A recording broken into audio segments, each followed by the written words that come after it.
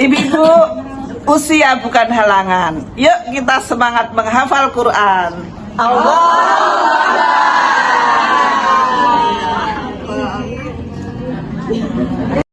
Nah, ini satu perkembangan yang luar biasa dan pesertanya pun juga membahagiakan karena generasi pelanjut. Kita lihat semuanya muda, ini anak-anak saya barangkali ya.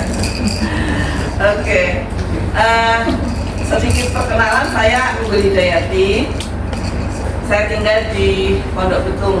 Masya Allah, hari ini Insya Allah kita akan mendengarkan kiat-kiat tips dari Ustazah Unggul bagaimana cara menghafal di tengah kesibukan. Ini di antara kita barangkali ya, ada yang sekarang sedang menghafal tapi nggak hafal-hafal. Ada nggak? Ibu ketawa nih bener ya. Termasuk ya Bu, sama Bu aku juga menghafal tapi nggak hafal-hafal. Itu sepertinya hiburan ya, nggak apa-apa deh nggak hafal, yang penting dihafal gitu, terus menghafal. Tapi kan kita pastinya pengennya hafal ya nggak Bun? Pastinya kita pengennya hafal, bukan cuma menghafal tapi nggak hafal-hafal. Nah, Ustazah Unggul ini saya dengar Ustazah menghafalkan Al-Quran dalam 4 tahun, benar Ustazah? 30 juz dalam 4 tahun. Nah coba Bun, kita ngaca nih 4 tahun ini kita bisa apa? Surat apa? Juz 30 udah apa? Juz 30? Hah? Aman juz 30? Belum juga ya, Masya Allah. Jadi hari ini Insya Allah kita niatkan dalam hati kita datang bertolabul ilmi untuk menghapuskan kebodohan dari dalam diri kita, kelalaian dari dalam diri kita. Semoga Allah ampuni dosa-dosa kita, Allah jadikan anak cucu keturunan kita menjadi anak-anak yang soleh-solehah. Lihat ya, hidupkan di sini ya perasaan bahwa saat kita membaca, saat kita berinteraksi dengan Al-Quran, saat kita menghafal Al-Quran, itu Allah sedang mencintai kita. Kenapa? Saat itu kita dipilih oleh Allah berinteraksi dengan ayat-ayatnya. Kan nggak semua orang. Berarti kalau kita saat itu gitu ya, membaca, menghafal, berarti apa? Kita dipilih oleh Allah SWT. Nah, ada perasaan itu. Kalau ada perasaan itu kita hidupkan, kan kita senang. Namanya juga dicintai Allah, kita pasti senang gitu. Ini di situ. Nah, kemudian menghafal Al-Quran harus siap menyibukkan diri bersama Al-Quran. Siap sibuk Bu. Nggak apa-apa mau sibuknya dengan Al-Quran. Berarti apa? Banyak sekali kebaikannya di situ, banyak sekali keberkahannya di situ. Daripada sibuknya nyanyi gitu kan. Karena apa? Al-Quran dan nyanyian itu tidak bisa bersatu. Merupakan bank kebaikan kita. Bank itu kan penyimpan ya. Ya tadi, Masya Allah gitu ya, kan kebaikannya banyak. Satu huruf aja 10 kebaikan. Kita bisa anggap bahwa menghafal Quran itu jadi bank kebaikan kita. Karena yang namanya menghafal Bu, satu ayat itu nggak mungkin dibaca sekali. Ya Bu ya. Ya kan? Berarti apa Bu? Ketika kita menghafal satu ayat saja, itu mungkin kita bolak-balik aja, kadang lupa gitu kan. Bisa 20 kali, bisa 30 kali. Coba kalau dihitung itu sudah berapa kebaikan. Pertahanan diri atau berjanji pada diri sendiri. Jadi memang harus melakukan perjanjian dengan dirinya sendiri. Ini sangat mempengaruhi ya.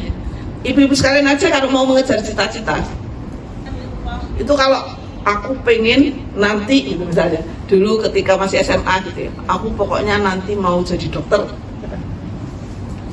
Itu kan bagaimana upayanya Bu ya? Belajar gitu ya, kemudian ikut apa istilahnya tuh, bimbingan bimbel macam-macam gitu ya. Semua dilakukan. Itu bukti apa? Kemudian lulus. Karena apa? Sungguh-sungguh. Ya butuh perhatian. Dengan metode apapun ya, kuncinya ya tadi kesungguhan, disiplin, jangan banyak izin. Saya itu Bu, dari bandara aja saya setor. Pokoknya saya di rumah, kan kalau saya pergi itu biasanya Sabtu Ahad atau dari Jumat gitu. Sampai rumah itu biasanya Ahad malam. Padahal paginya harus sudah store. Jadi saya sudah mikir, oh berarti ya sebelum berangkat tuh saya sudah harus nyimpen hafalan untuk disetor hari Senin gitu. Jadi apa namanya, ya ini salah satu cara ya, memang harus istilahnya itu harus mendapat perhatian, harus dihitung gitu ya di situ. Jadi apa namanya, menghafal Al-Quran itu kesuksesannya sangat membutuhkan pengorbanan saat membaca Al-Quran. Apa itu perasaan negatif? Keterpaksaan, pengen cepat selesai gitu ya. Tidak ada perasaan menyesal ketika kita jauh dari Al-Quran. Biasa aja. Hari ini nggak baca Al-Quran, biasa, besok lagi. Gitu ya. Jadi perasaan-perasaan negatif itu hilangkan. Jadi nggak perlu buru-buru. Pengen cepat selesai, aduh, kok nggak selesai? Kayaknya satu halaman lama amat sih, gitu ya. Yang ketiga, sayalah yang butuh Al-Quran. Sehingga ketika kita asal-asalan dalam berinteraksi dengan Al-Quran, maka yang rugi adalah kita sendiri, bukan guru kita gitu ya, bukan saudara kita gitu ya, bukan teman kita, tapi kita sendiri yang rugi.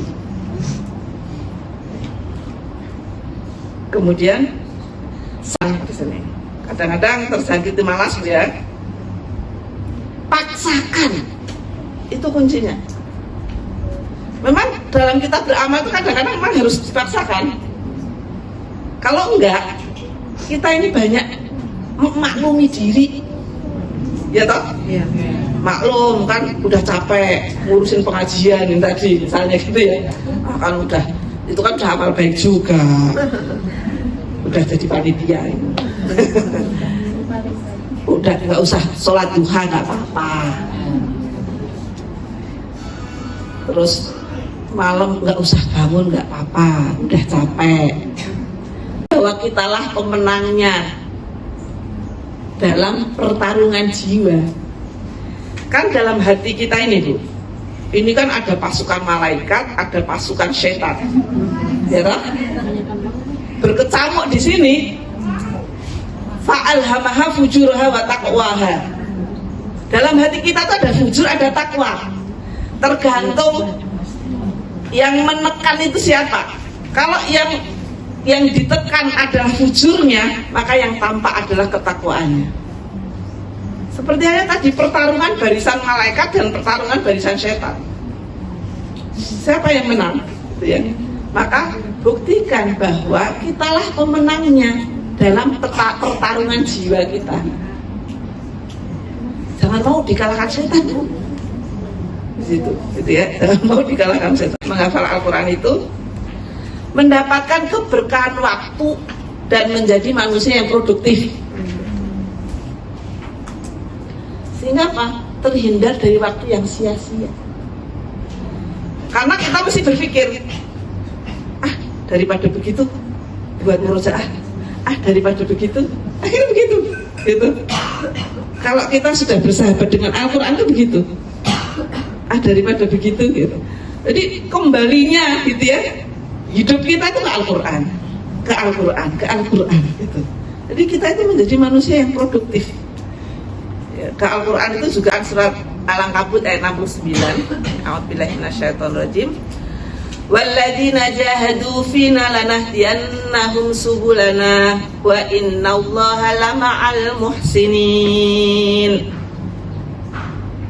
Orang-orang yang berusaha dengan sungguh-sungguh untuk mencari ridho Allah, jahadu, sungguh-sungguh gitu ya, benar-benar akan kami tunjukkan kepada mereka jalan-jalan kami.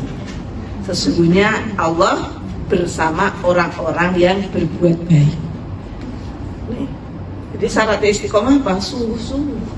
Ya, sesungguhnya Al-Quran lebih cepat hilangnya daripada unta yang terlepas dari ikatan talinya. Nih, bagi ibu yang mengatakan gampang lupa, ya memang ada hadisnya. Ibaratnya seperti itu, seperti unta yang lepas dari talinya. Kalau sudah lepas dari talinya itu kan gampang hilang. Sehingga apa? Perlu dijaga. Ini Masya Allah, ini fasilitas Allah yang diberikan kepada kita untuk apa? Menambah kebaikan. Karena dengan menjaga kan berarti diulang. Terus begitu.